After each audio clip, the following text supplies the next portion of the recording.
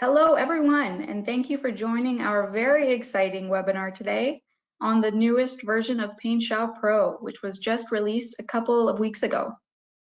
Today, we'll have a look at the new and enhanced tools and features built into PaintShop Pro 2022, explore some use cases, and see them in action. Now, there's a lot to check out, so let's jump right into the application.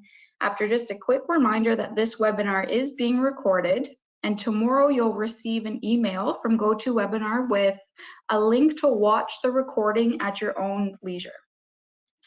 Okay, with that said, let's jump right into PaintShop Pro 2022. And when you first launch PaintShop Pro, you're greeted by the welcome screen, as you can see here, which has been enhanced with much more visual elements for file and workspace selection in PaintShop Pro 2022. The Get Started tab has been redesigned, displaying a much more modern and simplistic look and feel.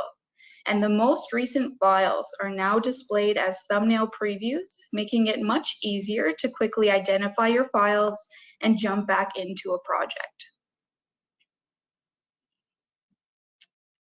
We've also built in an all-new Workspace tab to provide information on all your workspace options to best understand which workspace is right for you. By simply selecting the photography, the essentials, or the complete workspace, you can see a quick screenshot of what that workspace looks like, as well as a description of the workspace, and then a video tutorial. If you click this link here, it'll take you to the Corel Discovery Center for a quick tour of that particular workspace.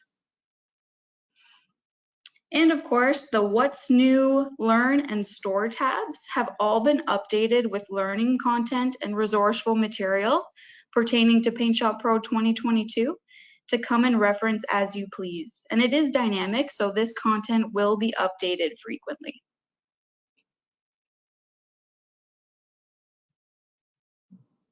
So now let's get started in one of the workspaces, and we're going to start in the complete workspace. And you'll notice here another new feature, which is the inclusion of these embedded tutorials directly in each workspace. Here we have 8 new tutorials as learning content that are either on new tools or common tasks geared towards the average user of that particular workspace. And they are all unique for your 3 different workspaces. Well, 4 if you have PaintShop Pro 2022 Ultimate, which will include the Sea to Sky workspace as well. If you're not familiar with the user interface, if this is your first time launching PaintShop Pro, just a quick overview that I have my tools toolbar open over here, my materials palette, my layers panel, and then of course my top tool options. And if you wanted to change any of these palettes that are open by default, you can do so by selecting.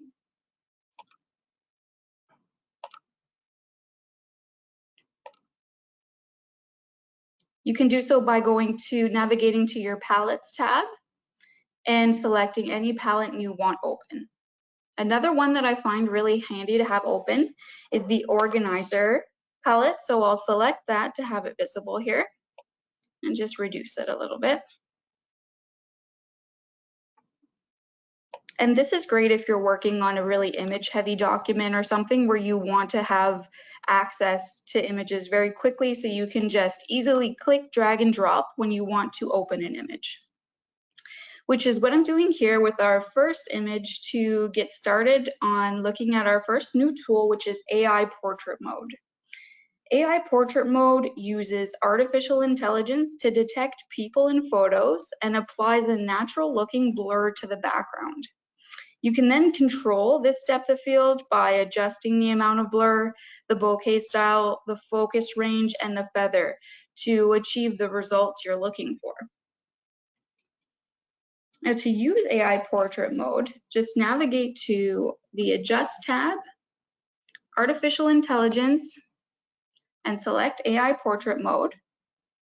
And it'll just take a minute or two for the AI to analyze the pixels in your image and to open the AI Portrait Mode window. And as you can see here, a red overlay appears on the background areas.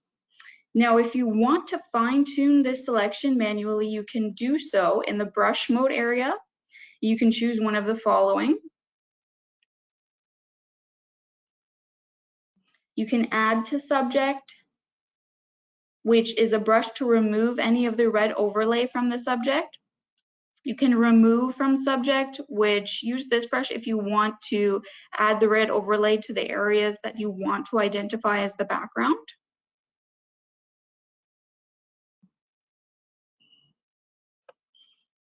So to do so, all you'd have to do is select the option and then just brush very quickly. It does not have to be perfect over the subject or over the areas of your image that you want to identify as the main subject. There's a buffer area that appears around the subject, and this buffer helps maintain clear edges for the subject when the blur is applied to the background. So if you wanted to adjust that buffer, you can do so by adjusting the smooth slider, the feather, the border width, and the expand border options. But when you're satisfied with the selection, just hit next. And now if you want to change this default result, you can do so easily by adjusting any of these following controls. Blur lets you adjust the amount of blur, of course. The aperture shape lets you choose between circular or hexagonal aperture shape for unique bokeh effects in images that have points of light. The feather edge lets you adjust the softness of the edge along the subject. And the focus range lets you fine-tune the size of the area and focus. So you can use this one to create a fun sense of background depth.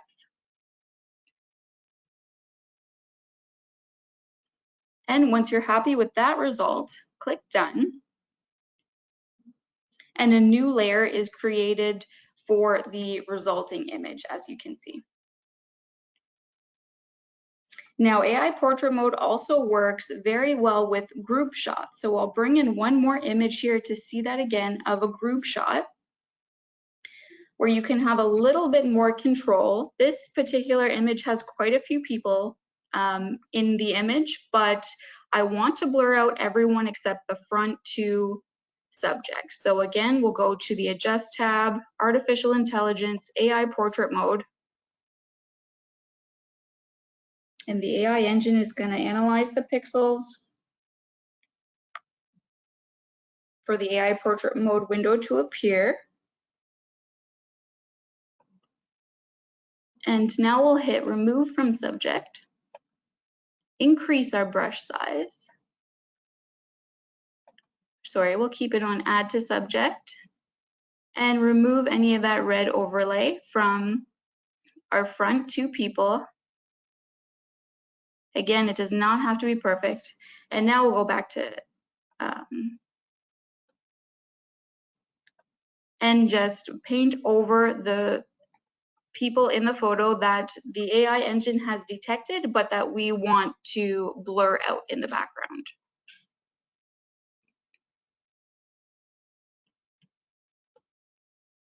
Just like that. And now hit the next button. And there we go. Now we've created a really interesting blur on everyone except the front two people, which makes for a really great group shot. And hit Done. And we have our unique layer now. Okay, let's move on to our next new tool, which is AI background replacement. So I'll open another new image. An AI background replacement uses artificial intelligence to auto-select people in portraits and group shots so that you can easily swap the background with either preset or custom scenery. So for example, you can easily replace a distracting or unwanted background with something like a studio style backdrop, a beach scene, a mountain view, or something like a fun, famous landmark. And you can also choose to output your subject with a transparent background as well using this tool. So we'll navigate to the Adjust tab once again, Artificial Intelligence, and now we'll select AI Background Replacement. And the AI will auto-detect the people in the image, and the Refine Brush controls will be presented to refine any edges if necessary. So this one turned out really good, but if we want to fine-tune the selection in the brush mode area, we can do so manually by choosing any of these following options.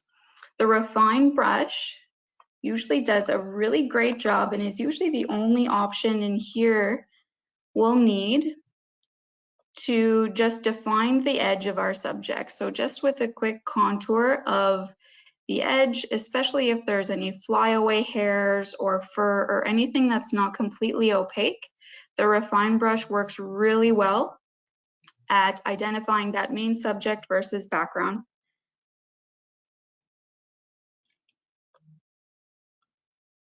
And this can be done again fairly quickly.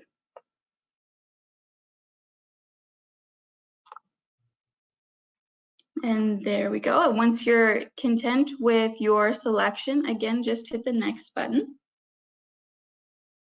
And we can choose from any of these following options to change the background. So as you can see here, we're on our preset option, which is the first button here under Select From. The first option is preset, and from the drop down we have a bunch of different categories of high quality, high res images that you can use to swap the background, or just select all and you can browse through all of them. There's different fields, skies, night scenes, different walls, things like that you can go through and choose whichever you feel works the best with your image. Another option you have is to select Custom, which allows you to browse your computer and bring in one of your own images. I'll show you what that looks like here. And of course, it does scale to the same dimensions as your original image. The next option is Original. It maintains the original background, making the selection and background available as two separate layers on exit. And then Transparent is no background at all. It's only the selection is maintained.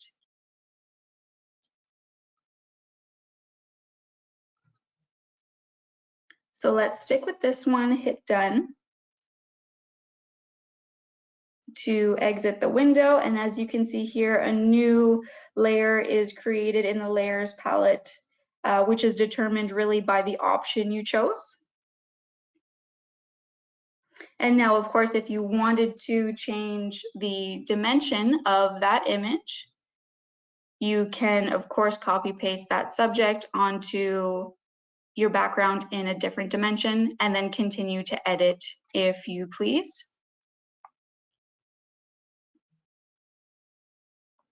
Now we'll move on to the next new tool, which is the Frame tool. We'll just close out these documents very quickly. And I'll bring in another new document, new image rather, to show you the Frame tool, which is an all new tool that makes it really easy to place images into shapes and is extremely beneficial when it comes to saving time and ease of use, and is useful for a variety of different workflows, including photo editing, collaging, compositing, graphic design, even page layout, which makes it, very versatile and a very powerful tool. So to use the tool, I'm bringing in an image to show off the tool in a simple yet really creative and fun, almost kind of surreal way. And the Frame tool is shown here as a new tool button in your Tools toolbar. So select the Frame tool, and your next step is to select the shape between rectangle or square or ellipse circular. So I'll choose ellipse and then simply drag and drop to create a frame. And it does not have to be perfect. We'll have plenty of opportunity to come back and refine that. And as you can see here, when you create a frame group is added to the Layers palette. So when you drag an image into the frame, the image appears in the layers palette as part of that frame group. So it's super helpful to make sure you have your layers palette open when you're working with the frame tool. Next, we'll place an image into our frame, which we can do so a few different ways. You can navigate to File, Embed Image, and select your image that way. Or you could, since we have the organizer palette open, you could drag and drop to place your image in as well. And as you can see here, the image is automatically scaled to fit the frame. So now we can adjust the frame or the image, either each individually, or we can adjust them together as well. So to just adjust the image, at this point, the image is still active. So we can simply drag the image to reposition it, to resize it, and basically do anything we want to the image itself within the frame. Something like that looks pretty good. Maybe we'll make it a touch larger.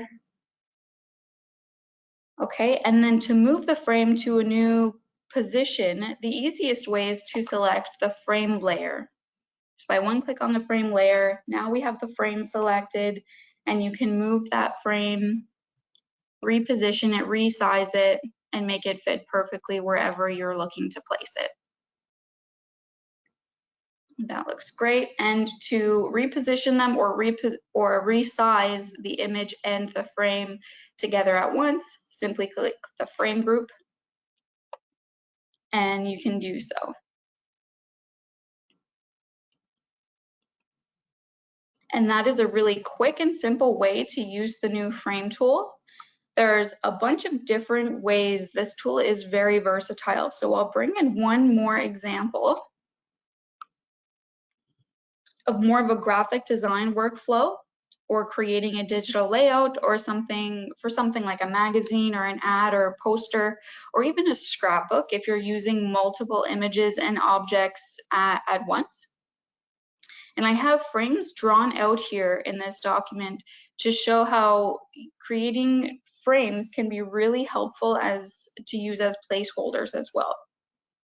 So here is a frame that I've dropped, and just clicking on that object once makes your frame active, and now you can drag and drop an image into that frame and then continue as we saw before, adjust the image, reposition,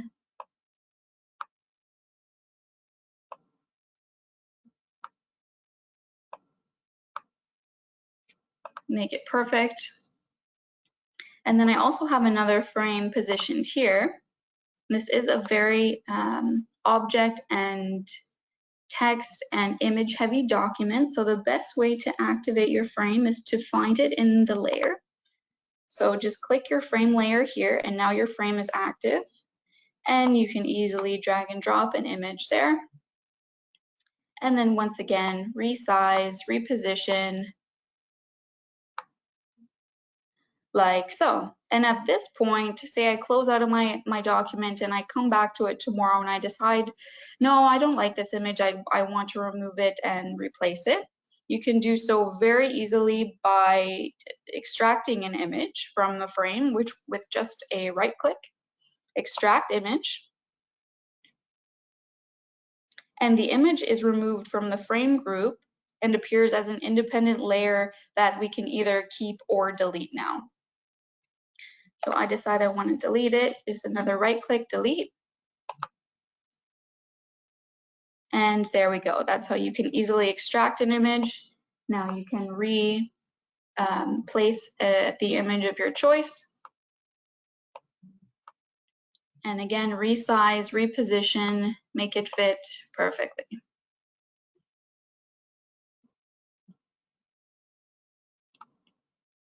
Another option you have at this point too is to, instead of making any edits to the image itself, say for example, I want to crop whatever image I have in a particular frame, you can do so really easily by selecting the frame layer itself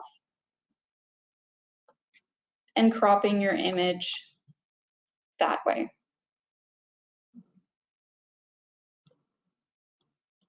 So very versatile, very handy to use. That's the all new frame tool. Okay, to view our next example, I'm going to jump over to the photography workspace. So I'll close out of this document. And to change workspaces, you can do so in a variety of different ways. As I mentioned a little while ago in the embedded tutorials in the workspace, if you want to see how to change workspaces, there's this handy embedded tutorial right here you can reference, which shows you the various ways you can change workspaces.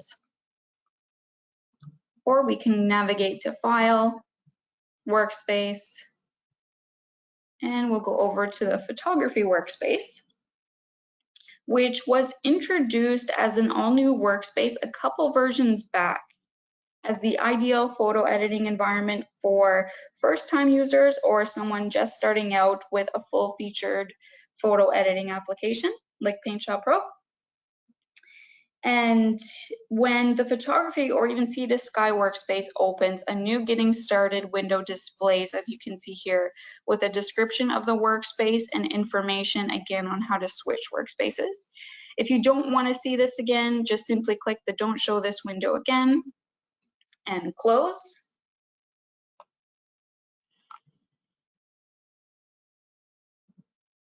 And so now we'll take a look at the enhancements made to AI style transfer, which was introduced in PaintShop Pro 2021. And what it does is applies artistic presets to photos, transforming them into really interesting bespoke pieces of artwork. And this feature is built directly in the application, specifically as a category integrated in the Instant Effects panel. And to show you that, we'll go to File, Open, and I'll bring in an image.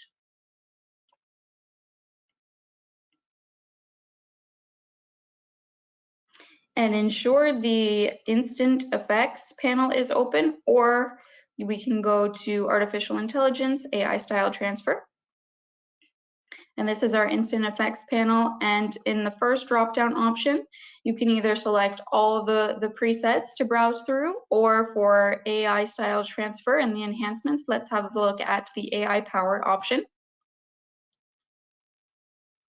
And now it's just a matter of scrolling through your different thumbnail options.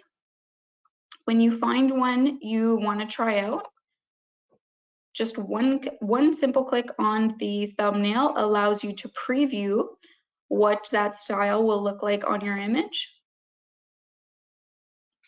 And next we can adjust the strength of the preset with this interactive slider, the first interactive slider.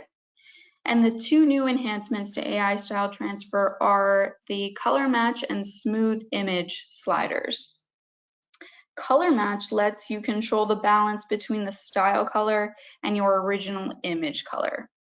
So as you can see here, the more I increase color match, the more of the original colors from my image, these purple hues and tones, come through.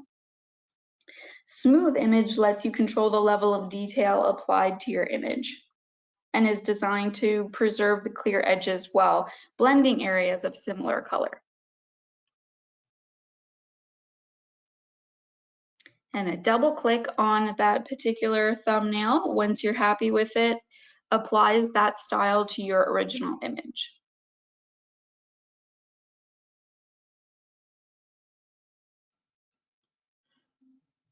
And you can keep experimenting with the different thumbnails, the different presets here to find something that suits your image and so you can achieve the results you're looking for. Here's the final result. It looks really interesting, lots of texture, looks almost like a handmade colored pencil drawing. Another feature, this is not new, but another really handy feature, especially when using AI style transfer in the photography workspace, is the before-after interactive slider that shows you your original image versus the results. If you wanted to turn that off, simply hit the split view option. But it is very handy to keep it on. And then you can keep experimenting with your presets. Again, 1 click to view, to preview, 2 clicks to apply.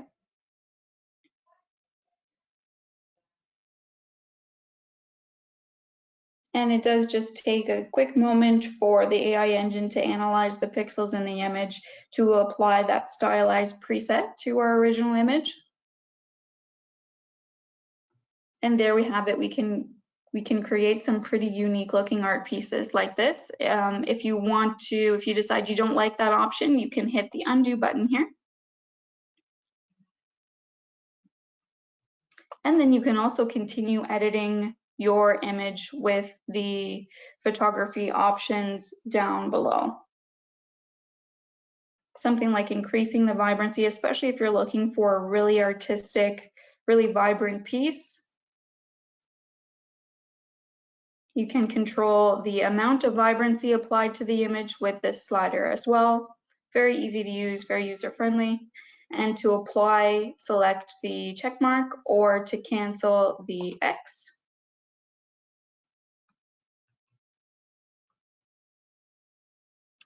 And there we have it. Now you can keep editing as you please, but that does conclude all of the new tools and features in PaintShop Pro 2022. We hope you enjoyed this presentation. And again, just a quick reminder to watch out for a follow-up email that will come from GoToWebinar tomorrow that will include a link to watch the recording of this presentation at your own leisure.